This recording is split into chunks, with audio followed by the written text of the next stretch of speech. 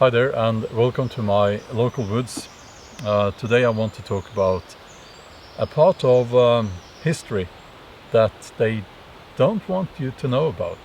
Millions of people were stolen in Europe and brought to the caliphates, to the Muslim areas.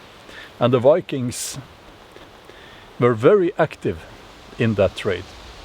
So I'm going to talk a little bit about that here in this video. I want to make a campfire as well. Slavery is of course a very dark chapter in the story of mankind, and I think that we owe it to the victims to tell their story.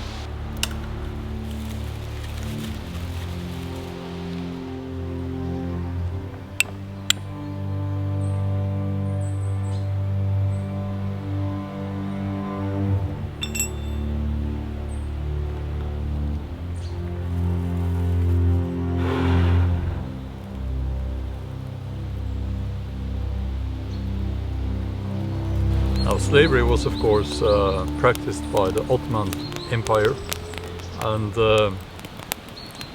we still have slavery today in Muslim countries. That is the sad truth. Now, I think that the story that some people out there, dare I say the establishment, want you to believe is that, you know, the white man is bad, and that's pretty much it. But slavery has been practiced by so many cultures up through history. And if we go back to, you know, the time between the 15th and 18th century, the Barbary pirates, they took slaves on the British Islands. Much more than 1 million. I think some people are saying 1.5 up to 2 million people were stolen. And I want to bring you even further back. If you look at this map, you will see the two major Eurasian trade routes. The one to the right is the Volga trade route, and this route was essential for trade during the Viking Age. Now, the Rus, they used that trade route to supply the Muslim merchants with slaves from Northern Europe. And here's something that most people don't know. Along that route, going to the Abbasid Caliphate and the Byzantine Empire, you had castration centers or stations where the male slaves were castrated. That was a common practice. You would probably, or almost certainly, be castrated as a male slave in one of the caliphates. And the cruelty of that, it's almost hard to imagine. And how many people who died after that procedure, nobody knows. And nobody knows how many people were captured in Europe and brought as slaves to the Muslim caliphates. Nobody knows, but I think we're talking millions. Now, here in Scandinavia you have places, several places actually, called Trelleborg, and that means slave castle. In other words, it used to be, those places used to be slave markets. Hedeby or Haitabu was also a slave market. Not only a slave market, but it was a place where people traded with slaves. And many other places were used for that purpose as well. Now, why is this not taught in schools? Why? Why is this essential part of European history not taught in schools? Because it's not. As far as I know, they don't teach this in school. They teach about the transatlantic slave trade, but not about the the slaves being stolen, the people being stolen and sold as slaves in Northern Europe and the entire Europe. Why is that not being taught in schools? Are we talking white guilt here?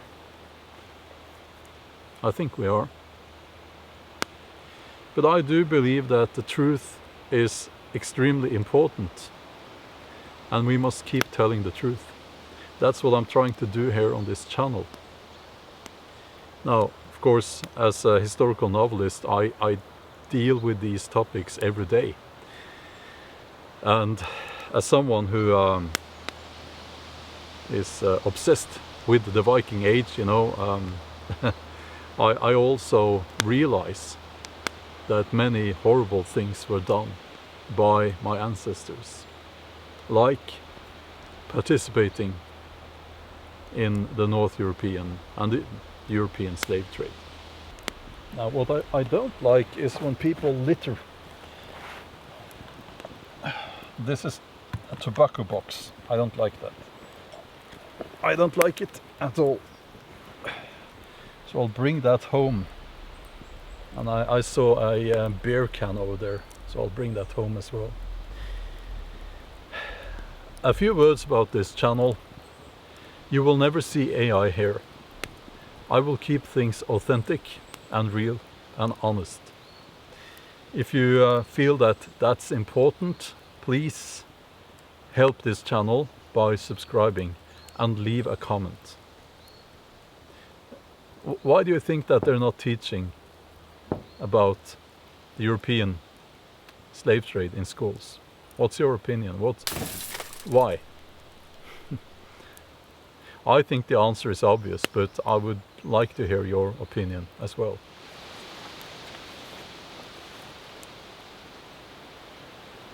Autumn is here. Very soon we will have the first night of frost. I can see how all the colors are changing. And then suddenly we will have the first snowfall, which is always beautiful. I forgot to bring water for my kettle, but I got to have the first campfire of the season. So yeah, you will see many more campfires here on this channel moving forward.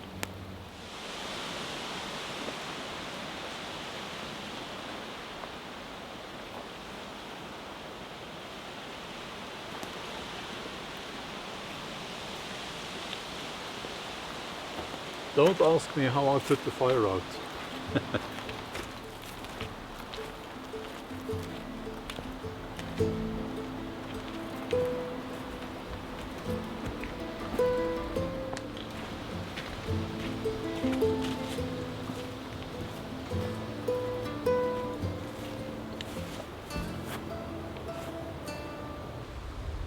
The horses are gone. But they will be back when spring comes. Yeah, okay. Thank you for watching, and take a look at one of the other videos that should pop up here on the end screen. And I'll see you in a few days, because I upload videos every Saturday. Okay, have a wonderful day. Bye bye.